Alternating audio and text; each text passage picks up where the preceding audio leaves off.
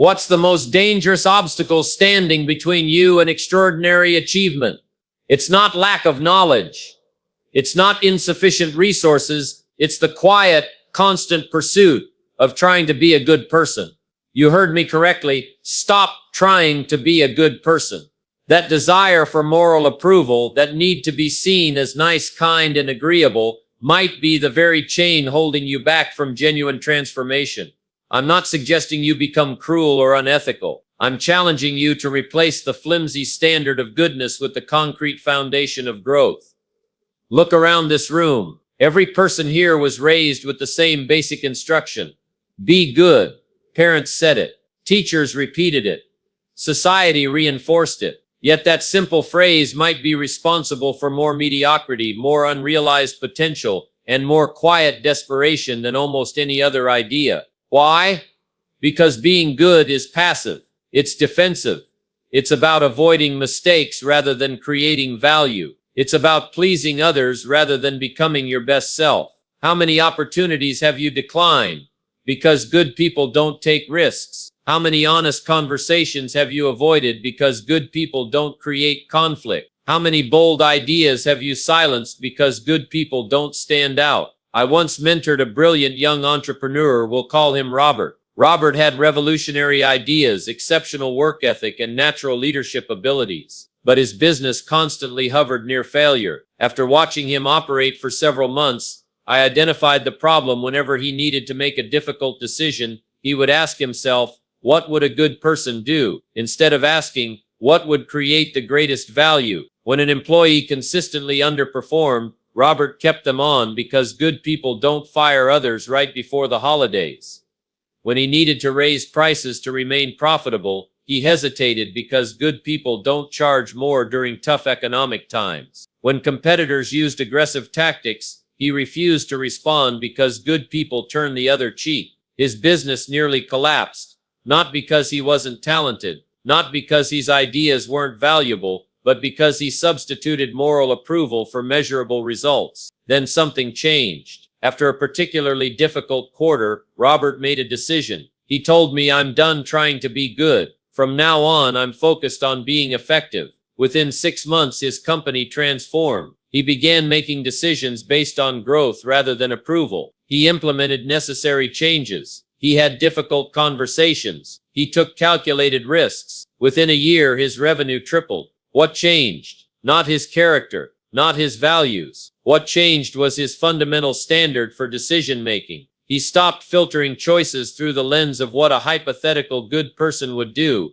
and started filtering them through what would create the most growth for himself, his team, his customers, and his business. This is the fundamental shift I'm inviting you to consider today. What if you replace the standard of goodness with the standard of growth? Raise your hand if you've ever delayed making a necessary change because you didn't want to disappoint someone. Keep it raised if that delay ultimately made things worse, not better. You're not alone. The problem with using goodness as your standard is that it's subjective and static. What makes someone good changes depending on who you ask. But growth, measurable, visible growth, that's objective and dynamic. You either created value or you didn't. You either moved forward or you didn't. You either improved or you didn't. This shift sounds simple, but its implications are profound. When you replace the standard of goodness with the standard of growth, you stop seeking moral approval and start seeking measurable progress. You stop trying to be nice and start trying to be valuable. You stop avoiding criticism and start inviting feedback. You stop protecting your image and start expanding your capabilities. Nature confirms this principle everywhere we look. A farmer doesn't try to be a good farmer in some abstract moral sense. He focuses on growth, literal growth, of his crops. If the crops don't grow, his intentions, his character, his moral standing, none of that matters. The harvest reveals the truth. Your life operates on the same principle. The results you're experiencing today are precisely what you've planted and nurtured. Nothing more, nothing less. Your bank account, your health, your relationships, your emotional state, these are your harvest. And that harvest doesn't care whether you're a good person. It only responds to what you've actually done. This brings us to what I call the harvest principle. You reap what you plant. Not what you wish for, not what you hope for, not what you intend, but what you plant. Most people miss this fundamental truth. They believe their good intentions should somehow translate into good results. They believe their moral character should shield them from consequences. They believe being a nice person should lead to a nice life. But the soil doesn't care about your character. It only responds to your actions. Think about this question carefully. Are you currently experiencing the harvest you desire in your life? If not, the solution isn't to double down on being good. The solution is to change what you're planting. Here's where the transformation begins. When you shift from trying to be good to focusing on growth, 5 fundamental changes occur in your daily decision making. First, you start evaluating opportunities based on potential value rather than comfort. The question shifts from "is this what a good person would do?" to "will this create growth?" Sometimes growth requires discomfort. Sometimes it requires risk. Sometimes it requires standing out. A good person might avoid these things. A growth-oriented person embraces them. Second, you begin to welcome challenges instead of avoiding them. When goodness is your standard, difficulties appear as moral tests or even punishments. When growth is your standard, difficulties appear as laboratories, places to experiment, learn, and strengthen. The same circumstance takes on an entirely different meaning. Third, you start seeking truth rather than approval. A person fixated on being good filters all information through how it makes them appear. A person focused on growth hungers for accurate feedback, even when it's uncomfortable. They don't want to be praised. They want to be precise. They don't want compliments. They want clarity. Fourth, you begin making decisions based on principles rather than opinions. The good person constantly worries about what others think. The growth-oriented person establishes sound principles and follows them regardless of popular opinion. They understand that reactions are temporary, but results are enduring. Fifth, you start measuring what the person striving to be good measures their intentions, their feelings, their moral positioning. The person committed to growth measures their actions, their results, their actual impact on themselves and others. These 5 shifts completely transform your relationship with life. You move from passive to active, from defensive to creative, from approval seeking to value generating. Now let me address the question that might be forming in your mind. Isn't this just advocating for selfishness, for ignoring moral considerations in favor of personal gain? Not at all. This isn't about abandoning ethics. It's about replacing a flimsy subjective standard with a robust objective one. It's about recognizing that genuine value creation is the highest form of service. It's about understanding that ineffective goodness helps no one. Consider the medical profession.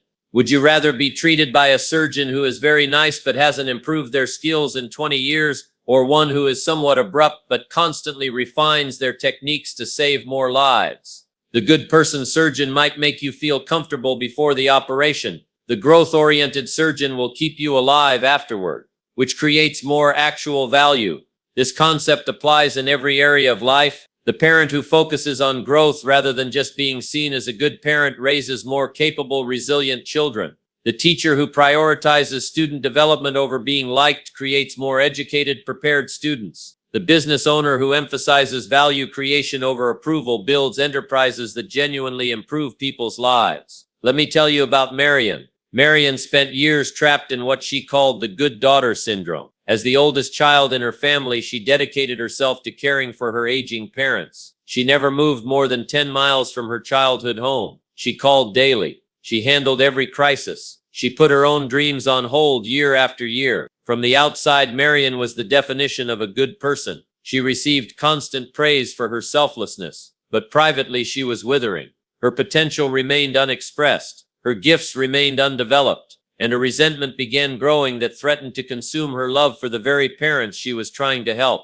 One day, Marion made a decision similar to Robert's. She decided to stop trying to be a good daughter and start focusing on growth for herself and her parents. She had an honest conversation with them. She helped establish systems that would meet their needs without requiring her constant presence. She moved to another city to pursue a career opportunity she'd been deferring for a decade. The result? Within 2 years, Marion was thriving professionally. She had financial resources she never would have had otherwise. She visited her parents less frequently but more meaningfully. And most surprisingly, her parents themselves began to flourish in new ways. With Marion no longer handling everything, they discovered capabilities they didn't know they had. They developed new relationships in their community. Their dignity increased as their dependency decreased. Marion's story illustrates a crucial truth. When you replace the standard of goodness with the standard of growth, everyone benefits. Not immediately, change is rarely comfortable in the moment, but ultimately genuinely, profoundly. This is the essential paradox. By releasing the need to be seen as good, you often create more actual good in the world. By focusing on growth rather than approval, you become more truly valuable to others. By pursuing effectiveness rather than just nice intentions, you generate results that genuinely help people. Ask yourself honestly, in your life right now, where are you choosing the appearance of goodness over the reality of growth? Where are you settling for being nice when you could be being effective?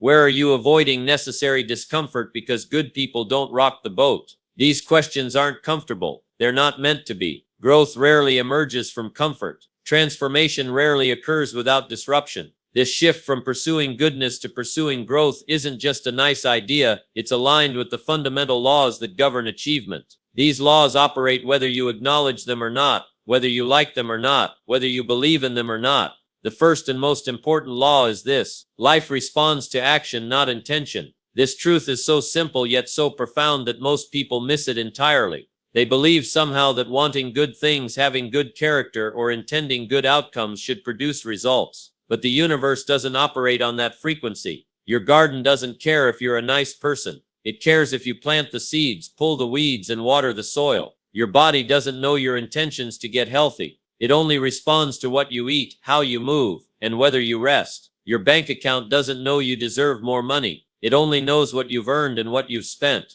This isn't harsh, it's liberating. It means that regardless of your past, your circumstances, or even your character, you can create new results by taking new actions. But it also means that no amount of moral positioning will overcome a lack of effective action. I see this misunderstanding everywhere. People with tremendous potential who remain stuck because they keep investing in moral superiority rather than marketplace value. They're focused on seeming virtuous instead of becoming valuable. The marketplace, whether we're talking about business, relationships, health, rewards value, not virtue. It compensates contribution, not character. I'm not saying character doesn't matter. I'm saying it matters differently than most people think. Your character matters because it influences your actions. But your actions are what create your results. Character is the root. Action is the fruit. And the world responds to fruit, not roots. Consider two salespeople. One has impeccable intentions, flawless integrity, and genuine concern for customers, but never picks up the phone, never follows up, never asks for the sale. The other may have some character flaws, but consistently shows up, persistently addresses customer needs, and regularly closes deals. Who creates more value in the marketplace? Who serves more customers? Who builds a more successful career? The answer is obvious, even if it makes us uncomfortable.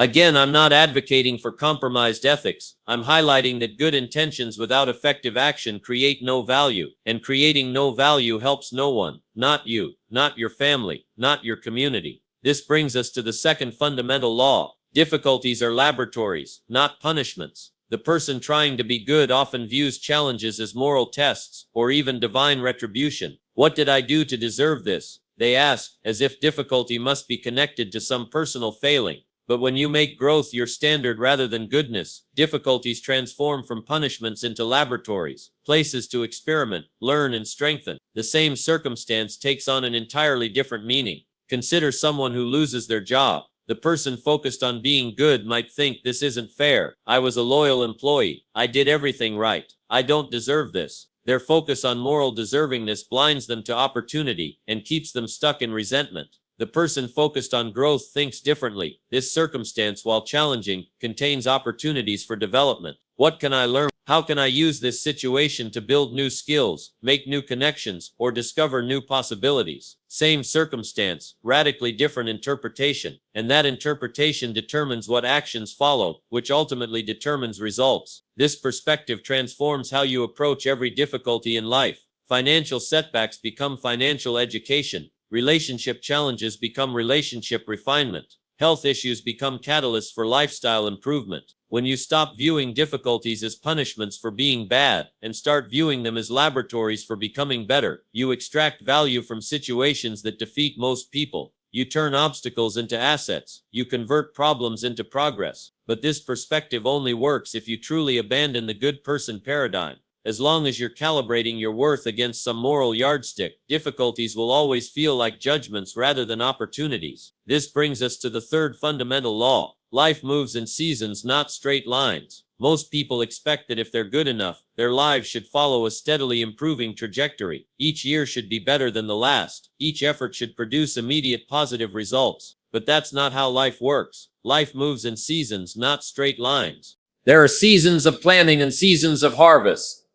Seasons of growth and seasons of rest. Seasons of learning and seasons of earning. Seasons of connection and seasons of reflection. Success comes not from denying these seasons, but from recognizing and working with them. The person trapped in the good person paradigm often resists these natural cycles. When facing a season of difficulty, they think, if I were truly good/deserving/worthy, this wouldn't be happening. They waste energy fighting the season instead of maximizing its unique opportunities. The growth-oriented person understands the necessity and value of each season. They know that winter isn't a punishment, it's preparation for spring. They know that the period of planting doesn't immediately yield a harvest, but without it, no harvest comes. This understanding transforms your relationship with time. You stop expecting instant results from every good action. You develop patience that isn't passive resignation, but active strategic thinking. You learn to work with the natural rhythms of growth rather than fighting against them. Let me illustrate this with a simple example. In January, many people start exercise programs. By February, most have quit.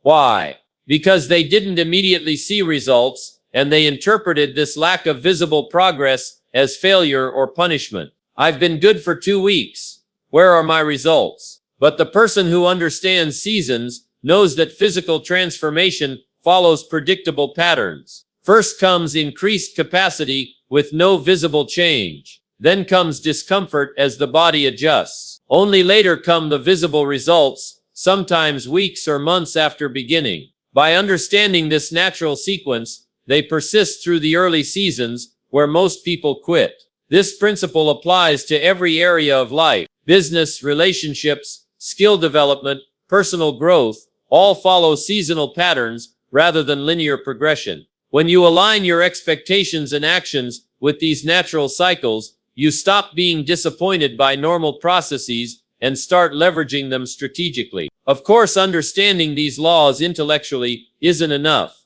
You must apply them through consistent action. And this is where most people encounter another obstacle. They use moral language to disguise self-sabotaging behaviors. I've identified 7 excuses that sound noble but guarantee failure. These are the moral costumes people put on procrastination, fear, and laziness. As I share them, ask yourself honestly where these might be appearing in your life. The first excuse is I don't want to seem selfish. This is moral language disguising fear of growth. The truth is, properly directed self-interest isn't selfish, it's the foundation of your ability to serve others. You can't give what you don't have. You can't contribute what you haven't developed. The airplane safety instruction contains profound wisdom. Put on your own oxygen mask before assisting others. The second excuse is I don't want to disappoint anyone. This sounds caring, but often masks conflict avoidance and personal stagnation. Growth requires change, and change often disrupts others' expectations. The truly compassionate path isn't maintaining comfortable illusions, but creating sustainable value, even when that process involves temporary discomfort. The third excuse is I need to wait until I'm ready. This sounds responsible but typically masks perfectionism and fear of failure. Growth doesn't come from waiting until you're ready, it comes from taking action that makes you ready. Skills develop through practice, not preparation. Understanding comes from experience, not just education. The fourth excuse is I don't want to seem pushy/aggressive/demanding. This moral language often disguises fear of rejection or criticism. Value creation sometimes requires assertiveness, asking for the sale, requesting the promotion, establishing clear boundaries, or expressing unpopular viewpoints. These actions aren't moral failings, they're essential expressions of value. The fifth excuse is I don't want to profit from others' problems. This sounds altruistic, but can mask fear of success or discomfort with value exchange. Creating solutions to problems isn't exploitation, it's contribution. Being properly compensated for that value isn't taking advantage, it's the marketplace working correctly. The sixth excuse is I don't want to make others feel bad. This sounds compassionate but often masks conflict avoidance and enabling behaviors. Sometimes growth requires delivering uncomfortable truths, enforcing necessary consequences, or establishing healthy boundaries. These actions aren't cruel, they're clarifying. The seventh excuse is I need to be realistic. This sounds prudent, but typically masks fear disguised as practicality. What most people call realistic is actually pessimism based on past experience. True realism isn't limiting your actions based on previous results. It's understanding cause and effect so you can create new causes that generate new effects. These 7 excuses sound virtuous on the surface. They use the language of morality, but they function as self-imposed limitations that prevent growth, and ironically, limit your ability to create genuine good in the world. Breaking free from these moral-sounding excuses requires a fundamental shift in your approach to life. Instead of asking, what would make me feel good, start asking, what would create the most value? This question, what would create the most value, becomes your new North Star. It cuts through moral confusion and emotional distraction. It clarifies priorities and focuses energy. It transforms how you approach every situation and relationship. When considering a career change, don't ask, what would a good person do? Ask what would create the most value for myself, for my family, for the marketplace. When facing a difficult conversation, don't ask, what would make me seem nice? Ask what communication would create the most value, even if it's temporarily uncomfortable. When managing your health, don't ask, what would make me feel virtuous? Ask what actions would create the most long-term value for my body and energy. This single question, what would create the most value, transforms moral energy into productive power. It redirects the desire to be good into the discipline to be effective. But this approach requires measurement. You can't improve what you don't measure. And here again, many people make a critical mistake. They measure what feels good rather than what creates results. The person trying to be good measures intentions, feelings, appearances, and moral positioning. The person committed to growth measures actions, progress, outcomes, and value creation. This is the discipline audit, a regular, rigorous assessment of what's actually happening, not what you hope is happening or think should be happening. The discipline audit asks specific questions. What measurable progress have I made toward my most important goals? What specific actions have I taken consistently? What tangible value have I created? What concrete skills have I developed? What measurable results have I generated? These questions feel harsh to someone seeking moral approval. They seem cold, calculating, impersonal, but they're actually the path to authentic contribution and genuine fulfillment. Because real fulfillment doesn't come from believing you're a good person. It comes from knowing you've created actual value. Consider how transformative this approach can be. Instead of vaguely trying to be a good parent, you measure specific actions. How many meaningful conversations did I have with my child this week? How many new skills did I help them? How consistently did I model the values I claim to hold? Instead of trying to be a good employee, you measure value creation. How many problems did I solve this month? How much revenue did I help generate? How many processes did I improve? How many colleagues did I meaningfully assist? Instead of trying to be good with money, you measure financial progress. How much did I save? How much debt did I eliminate? How much did I invest? How much passive income did I create? This measurement isn't about becoming mechanical or mercenary. It's about replacing vague moral positioning with concrete value creation. It's about substituting the ephemeral feeling of goodness with the lasting fulfillment of growth.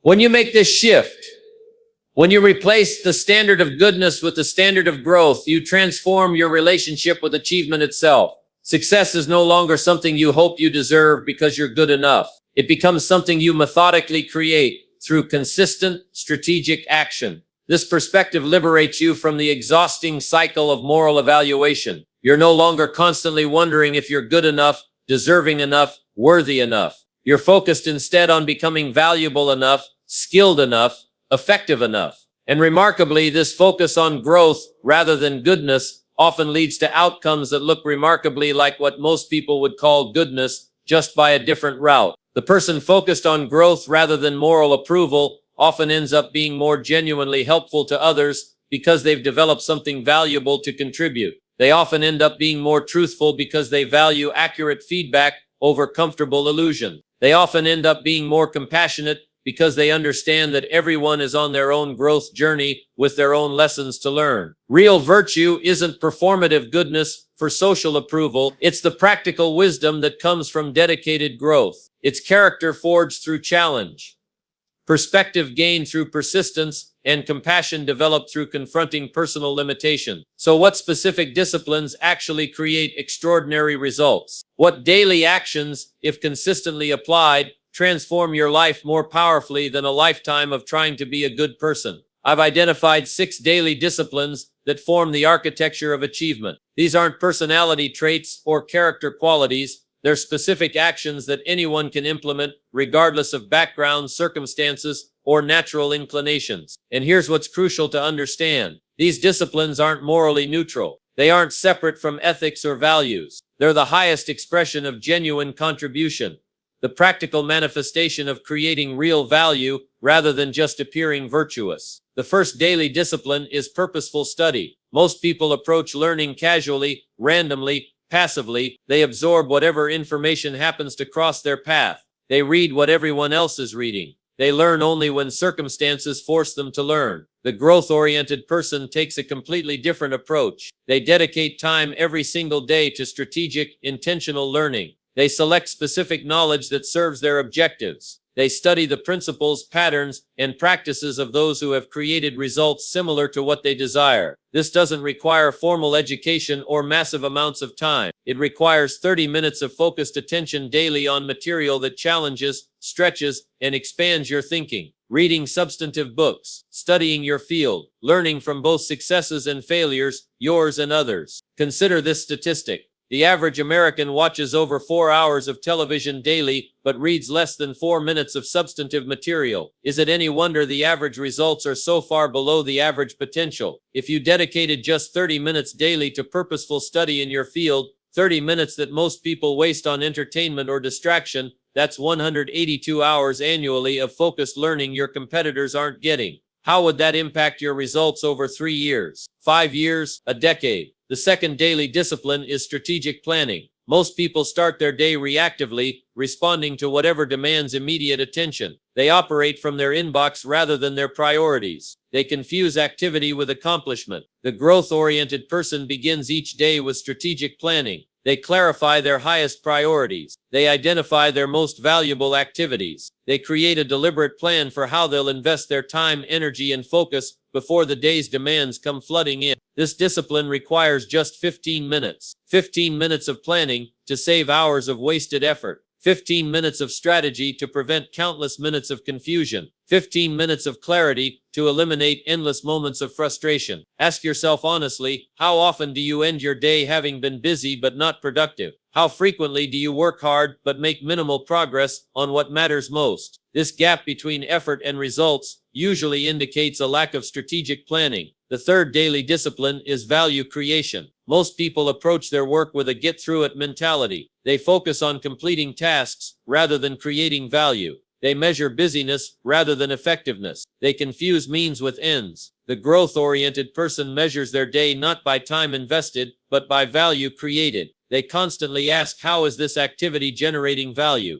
How is this effort solving problems? How is this work serving others? And they adjust their actions based on those answers. This doesn't mean every minute must produce immediate, tangible results. Some value takes time to develop. Some investments require patience to mature. But there's a profound difference between strategic patience and directionless activity. Value creation means approaching every interaction, every task, every project with the mindset, how can I make this better? How can I solve this problem? How can I serve this person? How can I improve this situation? It means bringing creativity, focus, and purpose to everything you touch, whether anyone is watching or not. The fourth daily discipline is strategic discomfort. Most people organize their lives around comfort and convenience. They avoid difficulty, conflict, and challenge whenever possible. They stay within familiar territory, even when that territory produces mediocre results. The growth-oriented person deliberately places themselves in situations that stretch their capabilities. They pursue challenges that reveal their limitations, not to feel bad, but to transcend those very limitations. They understand that capacity expands only when current capacity is exceeded.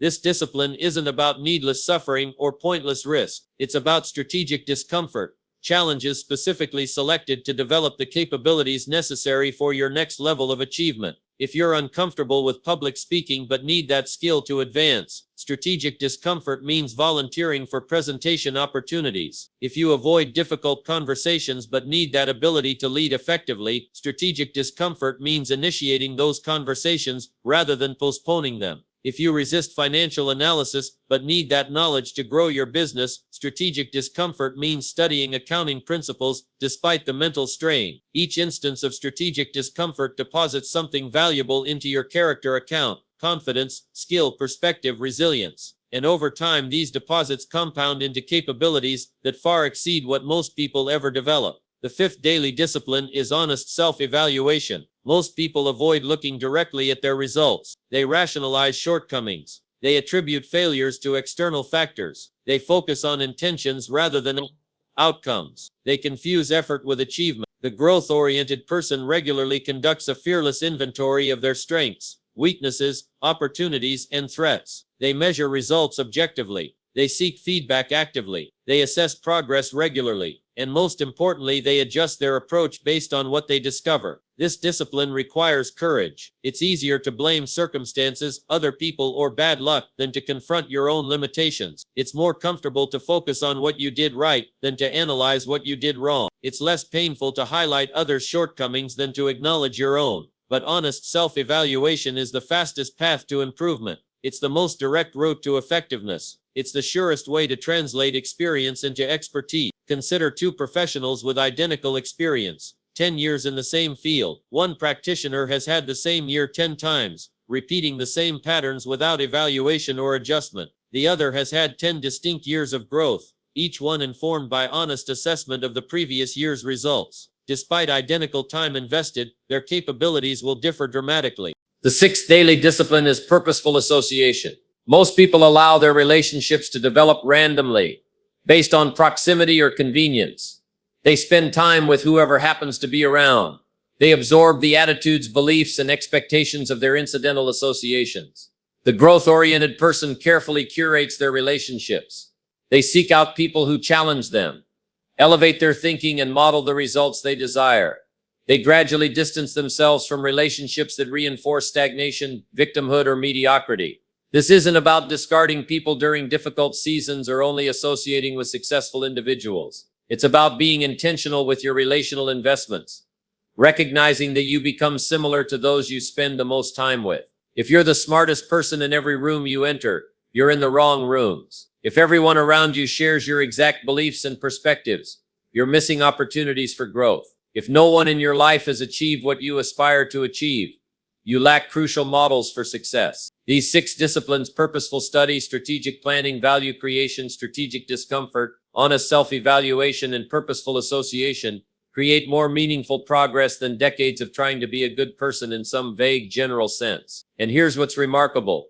When you commit to these disciplines, something unexpected happens. People start describing you as a good person, not because you were trying to appear good, but because you were creating actual value. Real goodness emerges as a byproduct of growth, not as a primary pursuit. This points to a profound truth. What we call goodness in its highest form isn't passive moral positioning, it's active value creation. It's not about how you appear, it's about what you contribute. It's not about avoiding mistakes, it's about advancing solutions. Now let's address the practical implementation of these disciplines. How do you actually incorporate them into your daily life? First, start small but consistently. Don't attempt drastic lifestyle changes overnight. Begin with just 30 minutes daily dedicated to these disciplines. Perhaps 15 minutes of purposeful study and 15 minutes of strategic planning. As these practices become habitual, gradually expand your investment. Second, create physical triggers for these new behaviors. Perhaps your morning coffee becomes the trigger for strategic planning. Perhaps the drive home becomes the time for honest self-evaluation. Perhaps the first hour after dinner becomes dedicated to purposeful study. Link these new disciplines to existing habits to accelerate their integration into your routine. Third,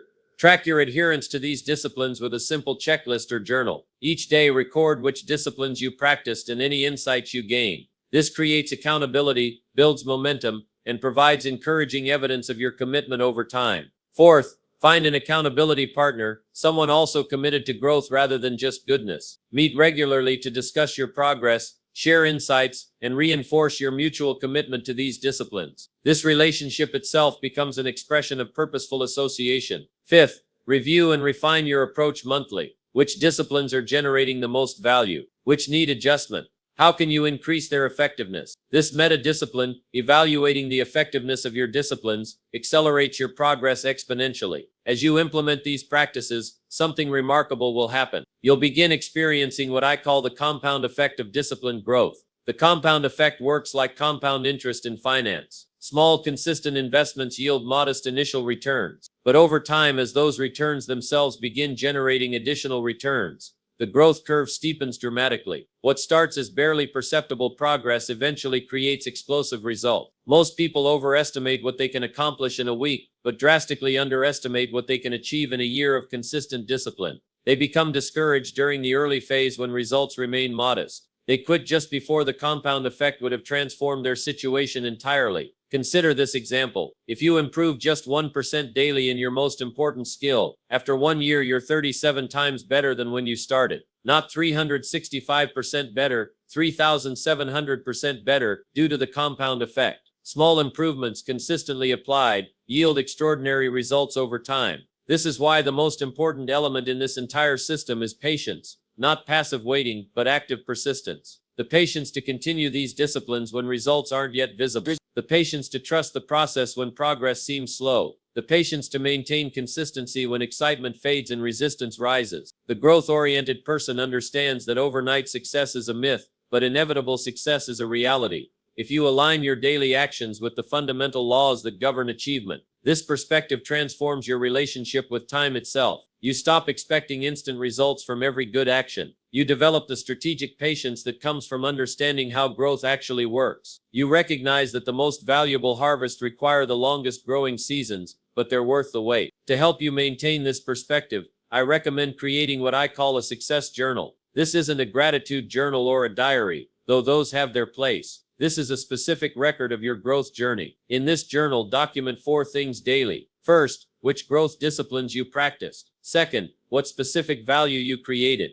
Third, what you learned that could be applied tomorrow. Fourth, what measurable progress you observed, even if it's small. This journal serves multiple purposes. It provides encouragement when motivation wavers. It creates accountability when discipline falters. It documents patterns that might otherwise go unnoticed. And perhaps most importantly, it becomes tangible evidence of your commitment to growth rather than just goodness. As you accumulate entries in this journal, you're creating something beyond just a record. You're developing your personal philosophy of achievement. You're clarifying what works for you specifically, what motivates you uniquely, what challenges you particularly, and what strategies help you personally overcome those challenges. This philosophy becomes your compass when confusion arises, your anchor when difficulties emerge, your roadmap when clarity diminishes. It transforms general principles into personal wisdom, not abstract theory, but lived experience. And this brings us to the final and perhaps most important element of this entire approach. Your deepest motivation must shift from seeking approval to creating value.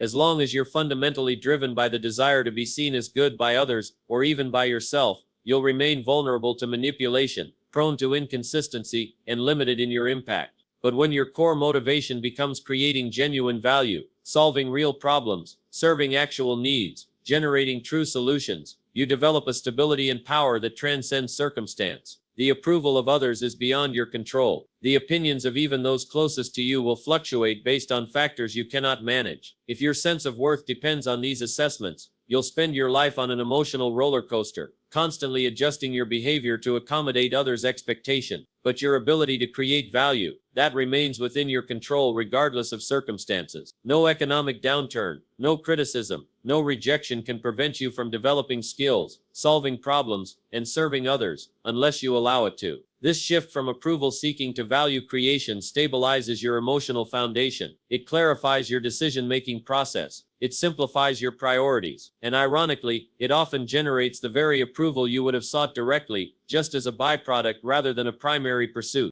So I challenge you today, stop trying to be a good person. Start focusing on becoming a growth-oriented person. Replace the flimsy standard of goodness with the solid foundation of growth. Exchange moral positioning for actual value creation. The world doesn't need more people trying to look virtuous. It needs more people committed to solving real problems. It doesn't need your good intentions. It needs your concrete contributions. It doesn't need your moral superiority. It needs your measurable value. This shift won't be comfortable. It won't be immediately rewarded. It might even be initially misunderstood. But over time, it will transform not just your results, but your relationship with life itself. You'll move from passive morality to active creation, from defensive positioning to offensive contribution, from seeking approval to generating value. And in that transformation, you'll discover something profound. The highest form of goodness isn't trying to be a good person. It's becoming the kind of person who creates so much value that you can't help but be good for the world around you. The choice is yours. Will you continue investing in the appearance of virtue, or will you commit to the reality of growth?